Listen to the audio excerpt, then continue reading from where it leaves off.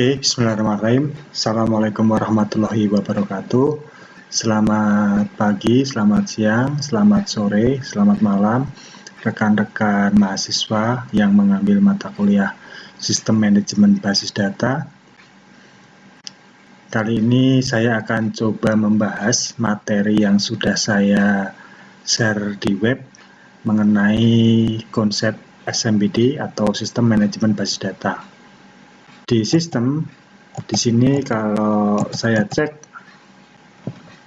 mahasiswa yang mengambil adalah mahasiswa semester 4, mata kuliahnya Sistem Manajemen Basis Data, kode mata kuliah SIR 206.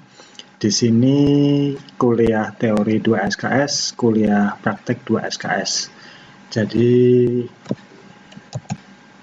kalau tidak ada masa pandemi, seharusnya kita ketemu seminggu 2 kali, yaitu mata kuliah teori dan mata kuliah praktek.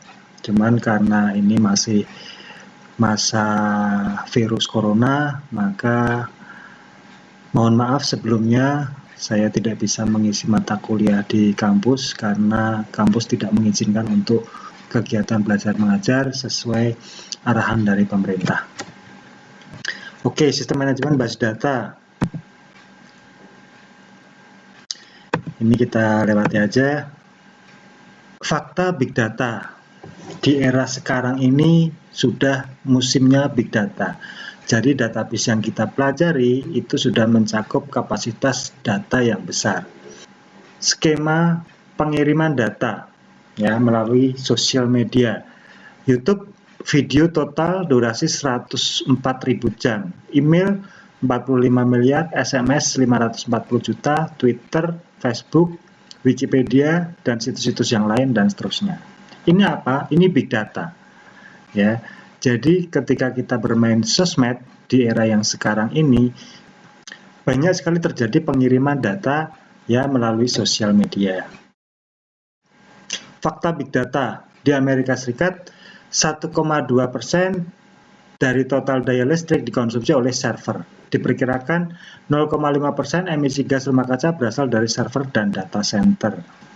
Nah, ini gambaran server. Ini gambaran server. Server itu apa? Server itu komputer yang digunakan untuk menyimpan data. Anda bayangkan kalau kita menyimpan data yang sangat besar, otomatis kita membutuhkan server juga yang sangat besar. Ya, tidak hanya sebuah PC, 2 buah PC. Kalau datanya kecil, masih ribuan, masih ratusan ribu, mungkin bisa. Tapi kalau servernya dalam jumlah besar atau big data, kita membutuhkan satu data center. Data center apa? Nah, ini seperti ini. Secara fisik, nanti Anda bisa melihat data center ini ketika kita melaksanakan kuliah KKL atau kuliah kerja lapangan. Biasanya mahasiswa ini diajak ke perusahaan-perusahaan besar di Indonesia, entah itu di Jakarta atau di Jawa Timur, Surabaya, untuk melihat bagaimana mereka menyimpan data-data perusahaannya. Dari penelusuran data scientific knowledge terhadap perusahaan-perusahaan yang merilis data resmi jumlah server mereka, perusahaan prosesor Intel merupakan pengguna server terbesar. Ya, karena memang Intel ini adalah salah satu perusahaan IT yang besar ya, bertaraf internasional. Berdasarkan data perusahaan bulan Februari 2010, Intel memiliki 100.000 server. Perusahaan yang bermarkas di Santa Clara, Amerika Serikat itu memang memiliki banyak cabang dan fasilitas pabrik di berbagai negara di dunia. Jejaring sosmed terbesar di dunia, Facebook, juga masuk di jajaran atas dengan lebih dari 60.000 server. Sekarang siapa yang tidak mempunyai Facebook? Setiap orang, setiap masyarakat sudah banyak menggunakan fasilitas Facebook. Entah itu untuk berkomunikasi dengan teman, entah itu untuk bekerja, entah itu untuk bersosial media, atau untuk berjualan bahkan, ya, menawarkan produk-produk melalui online menggunakan Facebook. Selain Intel, kebanyakan pengguna server dalam jumlah besar adalah perusahaan penyedia jasa hosting internet, antara lain One and One Internet 70.000 server, OVH 65.000 server, dan Rackspace 56.000 sekian server. Dengan berbagai layanan yang disediakan, Google diprediksi memiliki lebih dari 495.000 server. Bahkan ada pula yang memprediksi bahwa Google kini memiliki lebih dari 1.000.000 server. Google termasuk salah satu perusahaan software untuk search engine terbesar sekarang.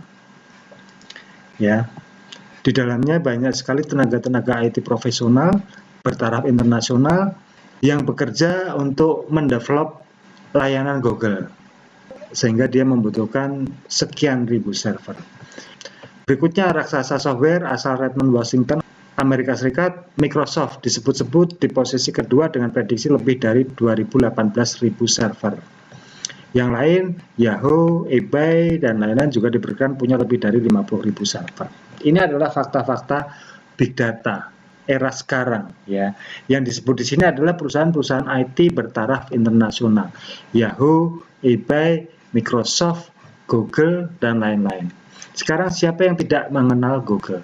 Ketika kita membuka HP, ingin mencari apa saja, ya, kita menggunakan fasilitas Google, dan tidak ada sekian detik informasi yang kita cari ketemu di sini. Tidak cuma itu, email pun sekarang kita juga banyak menggunakan Google, yaitu fasilitas Gmail. Untuk login ke Facebook, untuk login ke Twitter, untuk login ke sosial media yang lain, kita menggunakan fasilitas Gmail. Bahkan untuk menggunakan Android, ya, untuk menggunakan HP kita sendiri pun, kita butuh satu akun Gmail di situ untuk didaftarkan sebagai akun, sehingga kita bisa menggunakan fasilitas-fasilitas yang ada di Android. Pertumbuhan data. Nah, ini pertumbuhan data dari tahun 85 sampai 2015 sampai 2020, ya. Dari personal komputer, network client server, sampai sekarang community web atau yang sering disebut dengan sosial media. Mana yang lebih cepat? Komputerkah karena punya operating system, alat komunikasi, HP, smartphone, perangkat multimedia, teknologi database kah? Ya. Ini semua berkolaborasi. Kenapa? Karena kita bekerja menggunakan komputer, kita berkomunikasi menggunakan handphone, di handphone kita terdapat aplikasi multimedia, ya, dan untuk menyimpan data kita menggunakan database.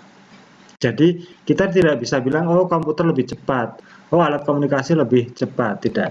Karena ini semuanya adalah kolaborasi. Ya, setiap hari kita menggunakan HP, kita kuliah menggunakan komputer, bahkan di kantor-kantor menggunakan komputer. Kita mengakses YouTube menggunakan perangkat multimedia. Kita mendokumentasikan aktivitas kita seperti foto, video, ya. Itu juga menggunakan aplikasi multimedia.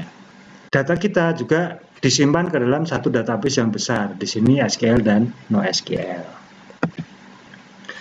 Produk RDBMS dan vendor. Jenis produk. Nah, di sini jenis produk-produk database. Oracle, vendornya Oracle. DB2, vendornya IBM.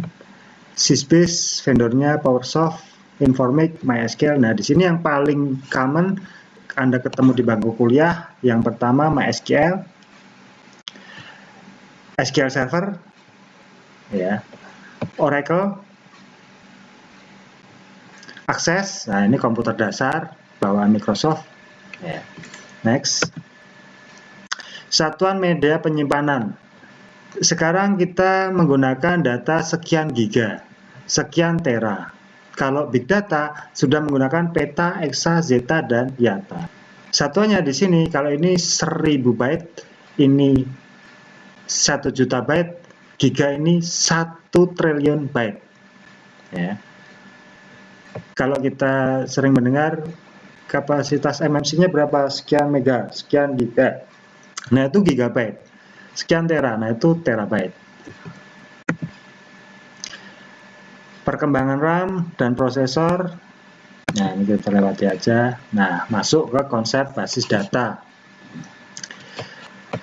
Database dapat dibayangkan sebagai sebuah lemari arsip, ya, tempat kita menyimpan data.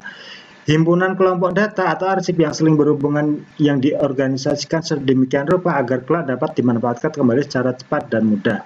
Himpunan kelompok data yang saling berhubungan, yang diorganisasikan sedemikian rupa agar kelak dapat dimanfaatkan kembali secara cepat dan mudah.